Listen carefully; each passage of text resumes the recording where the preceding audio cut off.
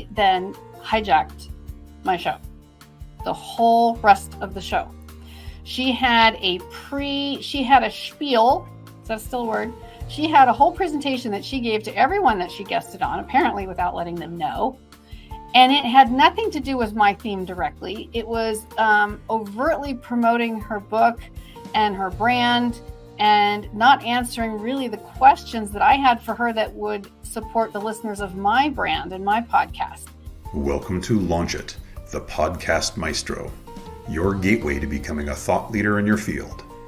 Dive into the world of elite podcasting and master the art of influence and inspiration. And now, podcast personality, award-winning author and actress, Anne Scottlin.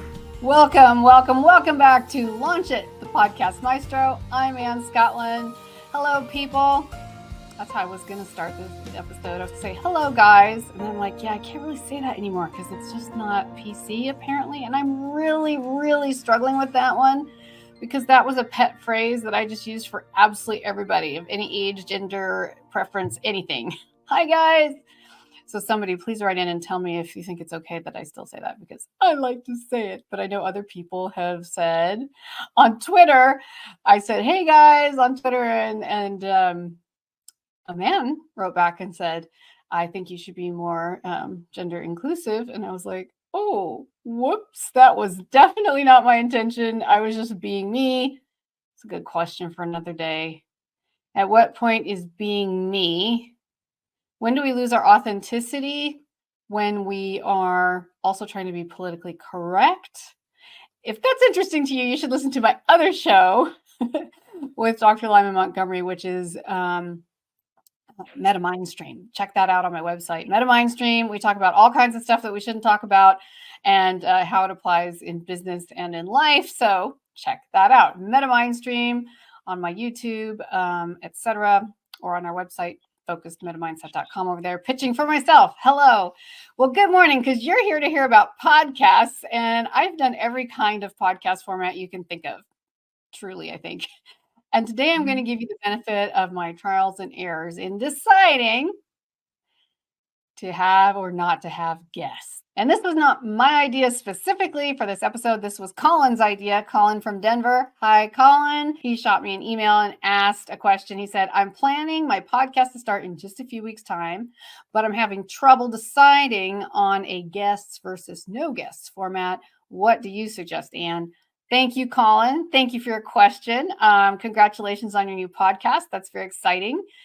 Shoot me a link to it. I'd love to know what it's about. And so, yes, I hope that I can answer some of your questions today. We're going to give this a pretty thorough look today at the guests versus no guests question. So I think you're going to want to stay tuned and hear about that. And if you're new to the show, just know that the purpose of this show is for me to help you create a world-class podcast, not just any podcast, specifically to help you become a global thought leader. If you have an extremely important message, or if this podcast that you would like to create is critical to your branding, to your name, or to your business, you really want to create a world-class podcast, not just any random podcast.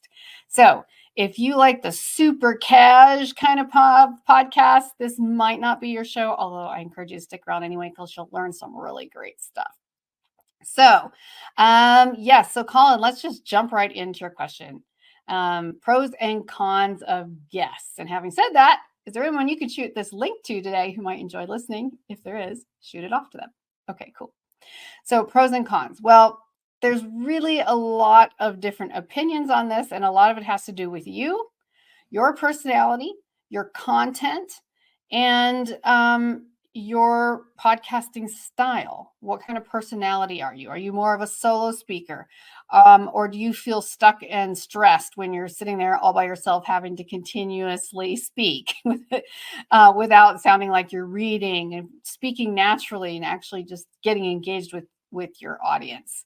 So a lot of those questions are relevant, but let's start with guests. What are the pros of guests? Well, guests bring fresh insight and expertise. Obviously, that's why you have them generally. Pointer on that as well.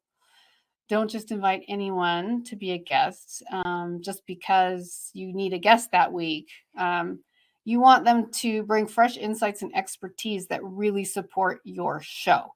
One of my podcast guests recently was a gal from NASA. She's a NASA engineer, as also a social entrepreneur, which you all know I love social entrepreneurship, and doing incredible work, and just an exceptional human being and leader in her field with a lot of people who know her. So when I had her come on my other podcast, Global Socialpreneurs, I actually had her come and really deeply contribute, because it was a different point of view, unique expertise, a NASA scientist who's also a social entrepreneur on the side, and really enrich the content. So yes, guests can bring you fresh insights, fresh perspectives, fresh expertise, and enrich what you're saying, because not any of us can know everything about everything. Obviously, I know a lot about podcasting, but I don't know everything in the world that could possibly ever be known about podcasting. I'm learning every single day and increasing my data bank. So having guests on your show is not only for your guests, it's for you. You're constantly learning from the best of the best. So that is one positive reason to have guests. Another reason, pro, for having guests on your show, we'll get to the cons in a minute, expanding your network. So when you host guests, you can expand your network and attract new listeners. And that is one of the primary reasons, especially if you're in your first year of podcasting and you're building up those listening numbers, those viewing numbers. It's a really great way to attract new listeners, because they want to watch their favorite person, who's not me, it's my guest. And because of that, they also appreciate me featuring their favorite person. They like, they subscribe, they share, they follow. So that is a great way to build your audience. One of the last year at International Women's Day in Washington, D.C., met some amazing women. I was speaking at a conference there. And one of those women was, shout out to you, Shamitria Gonzalez, who's been on my shows. An incredible human being. And my podcast, Global Socialpreneurs, at that time, I was always looking for people who were social entrepreneurs with a really unique message. And when Shamitra stood up to speak at that Women's Day conference, she told her story, a very unique and moving story. She was about 29, 30 years old, and she had been in the sex trade industry for many years without even really fully understanding what was going on. She was recruited quite young, and she didn't have a stable home. She found money and income and lots of limos and a family within a sexual business ring. And how weird is that when that is what you know and understand? And she shared her story, which is really incredibly touching. You can check her out on Instagram, Shamitria Gonzalez. And then went to create a home, create a social entrepreneurship specifically, not just a nonprofit, but a social entrepreneurship, where she gave other girls from the sex trade a place to regroup when they get out, or when they're rated and let out, whatever that is. Where do you go from there? That's your entire life. That's where you get your food. That's where you get your clothes. That's where you get your transportation.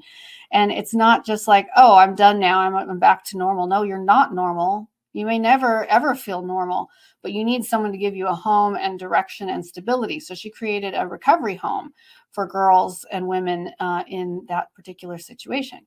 Well, I share all that just to show you how interesting and incredible she is. And when I met her, I said, can we talk? Can we go to coffee? I would love to know more about you. Again, always when you're going for a guest, you want to also create a real relationship with them, not just a favor, right? And asked her if she would come on the show, and she said yes. And it was absolutely incredible what that brought to the show, and how that really expanded my network and my listeners.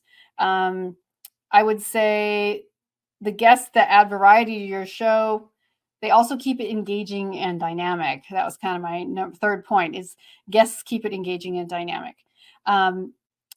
And that also is bringing in listeners and followers. So Shamitria had a lot of followers. So that was where I was able to get quite a few new followers because I was featuring her and also helping promote her and her business and her message. So you see how that's win-win-win for everybody. It's not just me being greedy of a guest time. It's actually respecting the guest, creating a relationship with the guest, and finding ways for it to be win-win for everyone. So if guests are so important at keeping it dynamic, at keeping it interesting, why do you think so many podcasts are heavily weighted towards guests for every episode? I'll give you my personal opinion. For the production of the episode itself in real time, for the taping time, it's much, can I say that again? Much easier to do. Having guests on your show is so much easier because you have someone to talk to. You can automatically have that ping pong rapport back and forth. It can be scripted or unscripted, better, but kept on topic, and you have a conversation, which is much easier than what I'm doing right now, which is essentially talking to myself in an empty studio. So that always feels weird when you're not used to it at the first, right? So it's much easier. Your taping session is generally much easier when you have someone to talk to. You can also have a co-host for that same reason, but there's also complications. We're going to get to that in a couple of minutes. My first ever podcast was solo, audio, and live. And I would literally sweat through my clothes. I was so focused on trying to do it right, which isn't a thing, by the way, that I would even miss live comments that were coming in during the show that I could have responded to in real time because I was so worried about getting out the message, about sounding right, about not stumbling. It was, I call it was a fierce experience. Truly, it was trial by fire. I can barely believe I kept podcasting, honestly. If you're already a radio personality or a veteran public speaker, then you probably don't have as much problem with a live audio solo show. But then we're not all good at everything, right? You might struggle with doing a video show and having to learn those on-camera skills that are also very valuable. So you can see the challenge of between having guests and no guests with that. In that regard, it's much easier to have guests, having someone to talk to. So my point 4 of positive reasons to have guests is mutual promotion. Guests will usually promote your episode to their audiences as well as a reverse incentive, as a reverse thank you. And this can increase your audience tremendously. My highest episode views ever were from guests with large followings. And I'm going to pull a specific statistic here and just say with Instagram followers, my highest views ever were specifically with guests who had over 100K Instagram followers, 100 to 600K or more followers. Those were my biggest views ever. Those would double, triple, quadruple even some of my average viewing numbers. So if you really want to get that cross promotion and have that opportunity, again, to get interest from their favorite people, from the people who are following them, to follow your show as well, that's a really great way to do it. And obviously also, if you have a guest on your show, it means they're talking about the subject matter that most of their followers probably are interested in already because they're an expert at it in some way or another. So if I bring on a guest who has had an expert run in podcasting and has done it for, a really long time, and they're a veteran, they're a known name, all their followers are going to want to come and check out yours or think about, wow, this person was amazing with their podcast. I've always wanted to be like them. I've always wanted to have my own podcast. Oh, Anne Scottlin, the Podcast Maestro, has a podcast about making podcasts. And my favorite person is on there guesting this week. What a great idea. So most of you know this, but this is just, again, a really great way to bring in your followers. You want to keep on theme, though, most of the time. So bear that in mind. Just because someone has a name doesn't necessarily mean they're perfect for your show, unless it's a very unique guest appearance and people understand what's going on. So what are the cons of having guests? Because all of this sounds really, really good, right? All of the things we've already mentioned, like They have different perspectives and insights. Your guests expand your network. They bring new listeners. They give variety to your show. It's not just you. You keep it engaging and dynamic, which is always super fun. And it's mutual promotion. You're promoting them. They're promoting you. So, and you have someone to talk to, as I said, which is much easier during the production portion of the show, the actual production, the actual taping time. Well, that sounds pretty awesome. So what are the cons of having guests? Well, a lot of people don't think about this when they just jump in and start their podcast with guests right away, because it's often easier to have guests, as I said, unless you're already a speaker or a radio personality. Number one biggest issue ever with having guests is, and I know my producer is nodding her head in the background right now, scheduling challenges. Oh my gosh. If you, in particular, and most incredibly difficult, if you have a always live streaming show at the same time, at the same day, every week, etc., having those people be able to line up exactly with your show time can be very challenging, especially the bigger the fish guest you're inviting, right? Because they have an incredibly busy lives. Some of them might be, borderline celebrities. Like things can change in their world at a moment's notice. I was just talking to another podcaster yesterday who's been podcasting for a couple of years now and has had some really great name guests.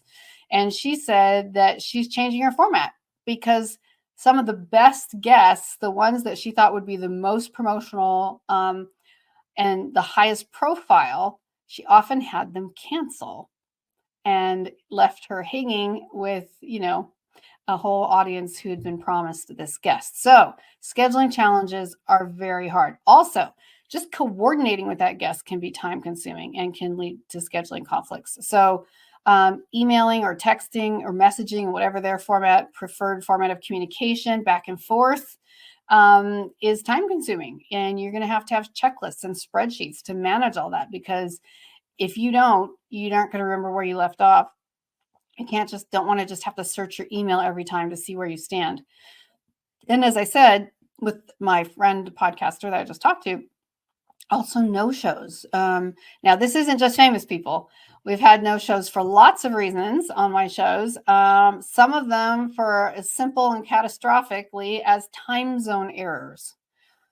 Oh gosh, time zone errors on a global scale. If you have a world-class show, you're probably open to having the best of the best from all over the world.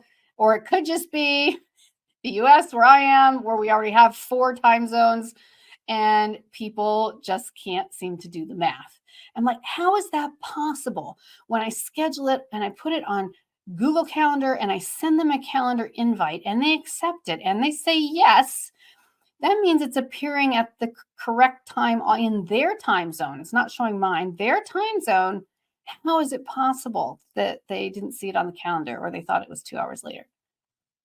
It happens. Just believe me, it happens. So that's one of the big challenges, getting your guests scheduled. What's another con, if you will, to guests? Well, this is a lot about your personality and your show. Lots of control, not lots of control. Let me speak clearly. Loss of control.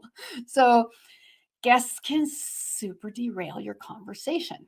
They can promote their own agenda that really affects the narrative and intention of your show. This reminds me of a time of a woman who I did a podcast trade with. Beware, ding, ding, ding, ding.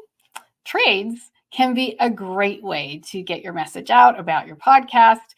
They have you on their show, you have them on your show, and you both promote each other's episodes. Great idea. Works very well sometimes, and sometimes not so well. So I had a gal with a fairly big following podcast invite me to come and be on her show, and I said sure. And we had a great time on her show. I actually felt like I really hit it off with her. It was really fun. And so then we had her scheduled a few weeks later to come on my show. Well, I had no idea what was to happen. I thought that we would do what I did, which is she interviewed me, asked me questions, I answered, and that was the show. Well, we get started. As soon as I started, okay, so my first question for you today is, she answered it really short, kind of like, yeah. And I'm like, oh, okay. All right, cool. Well, all right. So then my next question for you was, how is whatever the question was? And she's kind of like, yeah. Well, I'll show you. Let me give you more examples. I'm like, okay. We were filming this one on a platform that allowed screen sharing. Ding, ding, ding. Be careful. She turned on a whole pre-prepared set of slides, PowerPoint presentation, and took up my whole screen. She was in the corner. I mean, you could still see me, but she took up basically the whole screen with her shared. And I must have had a setting off too, where she didn't have to ask me for permission, or maybe she did, and I just said, "Oh, sure." She's like, "Can I pop out a graphic in there?" And I'm like, "Sure." Well, it was very manipulative because she then hijacked my show, the whole rest of the show. She had a spiel. Is that still a word? She had a whole presentation that she gave to everyone that she guested on, apparently without letting them know. And it had nothing to do with my theme directly. It was overtly promoting her book and her brand, and not answering really the questions that I had for her that would support the listeners of my brand and my podcast. And I kept trying to bring it around. So let's just call her Lucy. It wasn't Lucy. I was like, okay, so Lucy, that's that's great. So back to my questions for you. So when were you first interested in becoming an author? And she's like, yeah. So next screen. So when I do presentations, and she just would keep going, and I was just, what is happening? I was shocked and mortified. So be aware. You lose control. You learn by trial and error or by listening to this show. One, don't let your guests have screen permission unless you really, really know in advance what they're going to show. Ask them to share their presentation with you or their graphic with you beforehand, not because you don't trust them, but because it's standard protocol and you've had bad experiences. So this is just your producer's requirement for standard protocol. If I'm producing your show, don't worry, I have you covered. But anyway, so check what's going on and make it very clear to the guest what to expect. Some guests prefer their questions in advance. We'll talk about more of that another time. How to have a guest on your show, how to have a successful guest on your show. We'll make another episode for that. I will bring you a whole separate episode. So I'm going to reel myself in on that one. And we're going to stay here in 4 guests, pros and cons of guests. So loss of control. Yes, that's my second point. Cons of having guests. Number 3, the quality varies. Not all guests may be equally engaging or knowledgeable. The quality varies, which risks your episode quality, which risks the professionalism of your podcast. If you're creating a world-class podcast, your guest may not, I'm not even going to go with knowledgeable in this story. I'm just going to go with engaging because it reminds me of the story, my own story. It happened in real life. This is a real story that I call the dead guest. Okay, I joke. He didn't die, but I kind of wouldn't have minded if he just gently passed out and had to go off the show. Okay, it's so terrible. I'm sorry, it's true, but no harm done to him. The dead guest.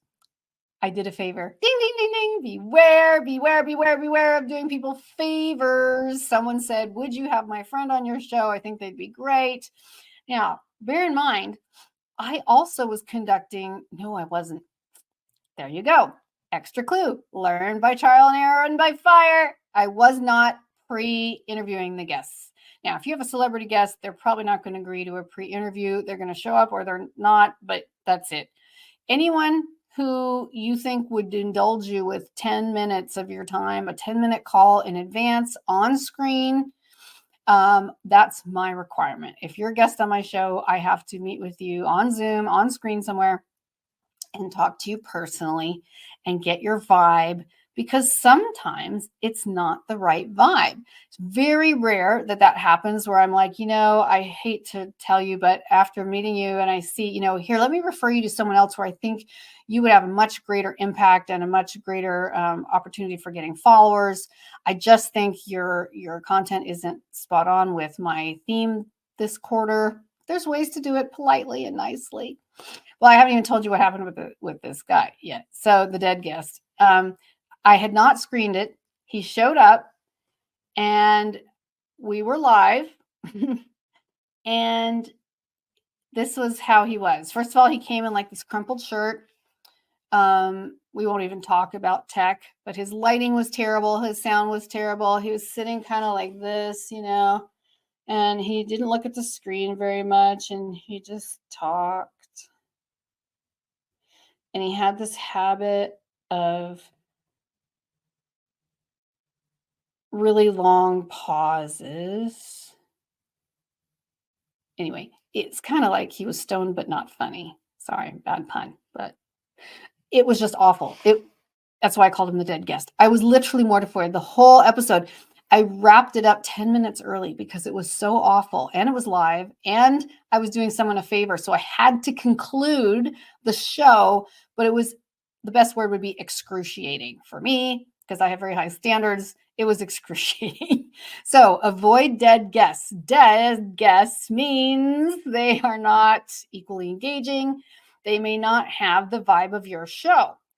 Now, not everyone has to have your rhythm and your style of speaking, but are they at least interesting and engaging? And if you're doing a podcast, you want to make sure they are because you're either an audio or audio visual platform. That's what people came to hear or see, and they have a certain level of expectation. Unless this is a very, very, very, very niche show where there's only a certain kind of person with a certain kind of issue that is sharing with other people of the same kind.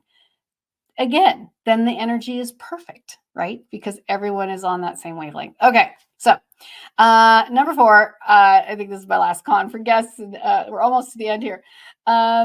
Dependency. What? Yeah, no, dependency. Not quite addiction, but kind of addiction.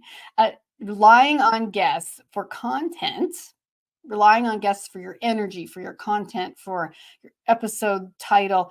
This can really limit your ability to produce episodes consistently. And this is very hard. Now, if you're kind of doing a podcast that, you record when you feel like it and you air when you feel like it and it drops whenever, that's okay. If you have a big following already, that's probably just fine because they're going to watch it anyway. But if you're trying to create a following, if you're trying to break into an audience area that you haven't been in before, or that you're a new face, new voice in, you really need to have that consistency every week, same time, every day for some of you, but consistently. They know when to hear it, where to go, and what they're going to hear.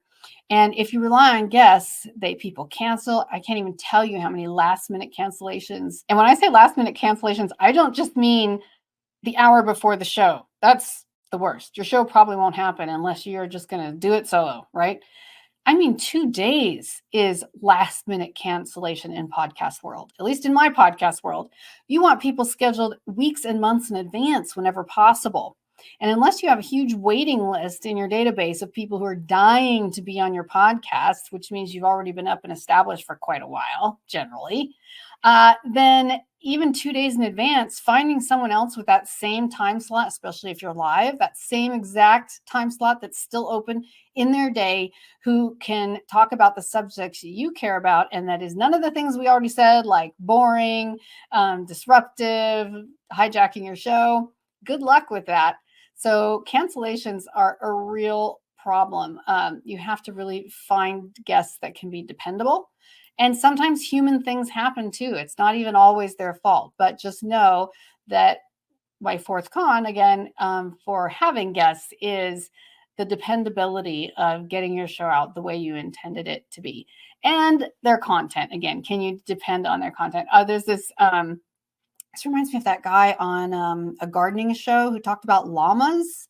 This podcast invited him to be on their gardening show. It was a really great show. And he was some expert like in growing award-winning tomatoes or something. And so they invited him on the show. He comes on the show and they're off to a good start in those first couple minutes. And then all of a sudden he talks about how the best bumper crop of tomatoes he ever had was when he planted them in one of his llama fields, the llama field he'd used the season before for the llamas, and how they grew crazy and just grew like the biggest, most amazing tomatoes ever. Well, he sidetracked himself drastically. And he started talking about llamas. He owns llamas. He loves llamas. He's obsessed with llamas. Nobody knew he liked llamas. They just wanted to hear about tips on growing award-winning tomatoes. He starts talking about what llamas eat and where they go to the bathroom and how their personalities are and all the special care they need and what you have to do to their stalls. And the host keeps trying to like steer it back around like, so gardening, so Bob. So yeah, you were talking about the tomatoes. He's like, yeah. So when llamas are, when it's mating season, I mean, it just went on. And the poor host and the poor audience was probably scratching their heads wondering what on earth this had to do with vegetable gardening. To be fair, it was a really entertaining episode, but it was nothing of what these viewers and listeners was expecting on the subject of gardening. And it wasn't at all what the host had in mind. So just know that depending on guests has all kinds of tricky business involved. So yes, guests can promote their own agenda. They can definitely affect the narrative. So there you have it. The great guests versus no guests debate. Guests can bring, trust me, a plethora of benefits. We gave all that list. They diverse perspectives that can expand your network and bring new listeners and followers. But they also bring their own set of serious challenges. So figuring out that for your own show is definitely worth talking about, or talk to me about it if you have questions. Sometimes it depends on your subject, your format, your personality. It can be great. Just find a system that works for you that doesn't make you discouraged about your podcast. Because podcasting is fun, it's exciting, it's great meeting new people. So you want to keep it that way for you. So yes, so let's move on. We're time to wrap up already. I guess we already talked about the cons of the guests not showing up, changing the impact. There was this one other thing I was going to say, which was, in my humble opinion, having guests is much easier on producing day. I already said that, but much, much, much more preparation intensive. That's my personal opinion, how I experience it. Now, people who just, have a very loose style, that might not be a problem. But for me, having things organized, scheduled, quality control, it is much easier to have the guests during the day to talk to shoot with, to have a conversation. But the intense preparation is, you just have to think about it. So whichever way you pick, the most important thing is that your podcast is consistent and authentic. Are you being authentic? When you have a guest on your show, does it pull away from your authenticity? Authenticity. Can I not say that fast? Authenticity. Okay. Does it pull away from like who you are in the core and the vibe of your show? If I get the dead guest, like there is no vibe other than just put me out of my misery, basically. Right. And as always, if you're ever in doubt or you just need some expert guidance, don't hesitate to reach out to me. You can email me directly at contact@annescottlin.com. And I'm here to help you navigate. It's really an exciting world of podcasting. And when you have help knowing that your journey is going to be easier and that doing it the right way can really make you a thought leader in your field and that it can still be smooth, then it's really motivating and invigorating. As I said, I often think, I can't believe I stuck with it. And this is why I know this is a huge need for people to have some streamlining in their podcast production. So many of you have an amazing message. You have incredible wisdom. You have experience in your field that others don't have. People could really, really benefit. So think about the value you can give to the world to make it a better place, to spread your message with a podcast. So many win-win things about it. So back to Denver, Colorado. Colin, thank you so much for sending in your question. It was such a good one. It was such a great launching pad for this episode today. And in the next couple episodes, I'm going to be answering more of your questions. So please keep sending them in and stay tuned for my very next episode where I'm going to dive into a very popular topic for almost everybody: how to work world-class podcasting into your busy schedule.